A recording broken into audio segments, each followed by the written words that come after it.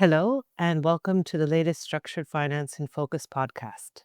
My name is Susanne Albers, and I'm a Group Credit Officer for Fitch's Structured Finance team. Today, I'm joined by Will Rossiter, the Head of ESG and Climate Risk for our Structured Finance department. In this episode, we'll be discussing Fitch's contemplated framework for analyzing physical climate risks for structured finance and covered bonds, which we outlined in a recent discussion paper. Will, to get started, could you please describe some of the underlying principles Fitch is considering for the analysis of physical climate risks in structured finance and covered bonds? Thank you, Susanne.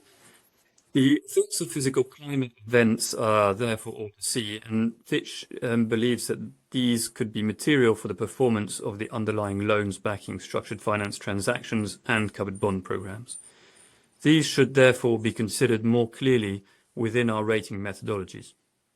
We expect the rising frequency and intensity of physical climate events to have a larger impact on future asset performance than what has been observed in historical data. This means that, all else being equal, securitized assets with longer time horizons are expected to face greater risks from physical climate events than those with shorter durations. Now, we acknowledge that climate science is by definition not entirely precise. Therefore, one of our principal aims is to make a relative distinction between portfolios of assets with different levels of physical climate risks. To this end, we think that the exposure to physical climate risks needs to be quantified under a globally consistent framework. And to do this, we've developed our physical climate exposure assessments, or climate EAPs, which use climate data provided by Jupiter Intelligence. You mentioned Fitch's physical climate exposure assessments. So maybe you could explain what these are and how they are produced. The physical climate exposure assessments are really at the heart of Fitch's contemplated framework. It's important to mention that although climate risks may in some cases already be captured within existing analytical assumptions, the use of climate data provided by Jupiter would allow us to apply a globally consistent approach based on recognized scientific data and considering specific climate scenarios.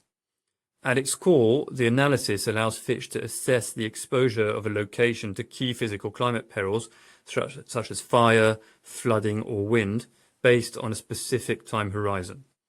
This analysis can be carried out for each different location within a portfolio and is primarily driven by data that spans more than 238,000 individual data points across the globe.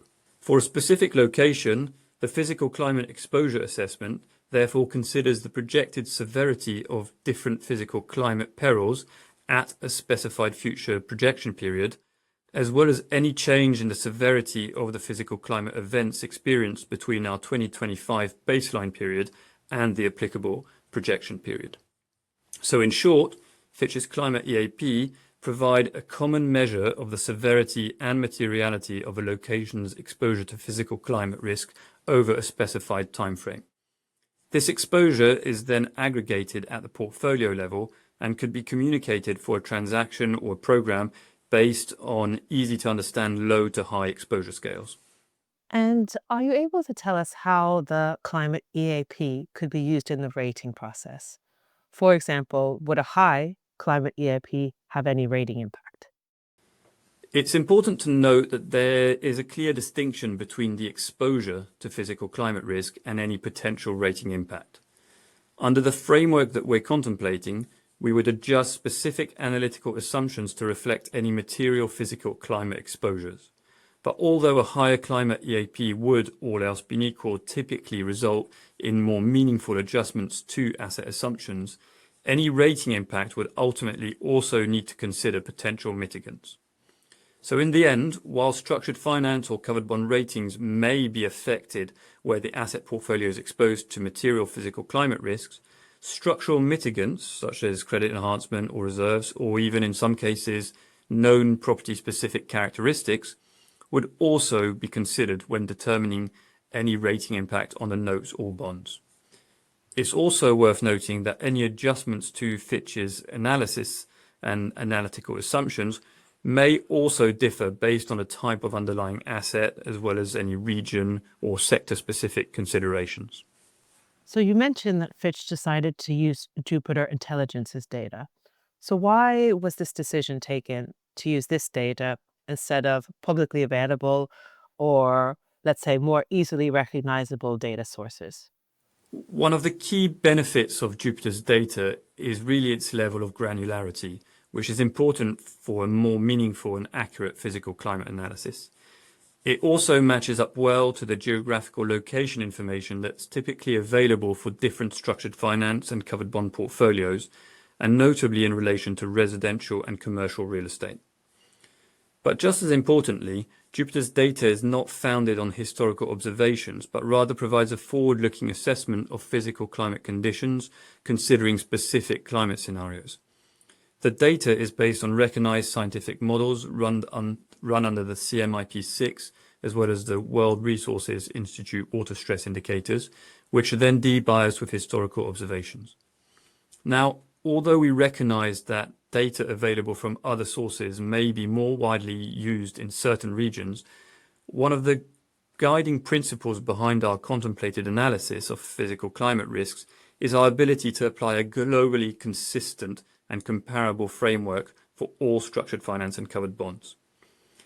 And other data sources can remain fairly limited within a global context. The FEMA National Risk Index in the United States, for example, is largely an assessment of historical observations of climate events, which do not currently consider future scenario projections under different global climate models, nor the effects of more recent climate events.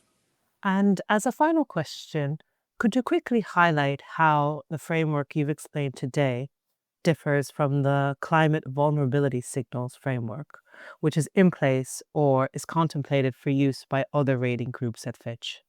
So for other rating groups, such as corporates or sovereigns, project finance, or even financial institutions, climate vulnerability signals are used as a screening tool to signal a possible elevated risk that the ratings may be affected by climate risk in the future.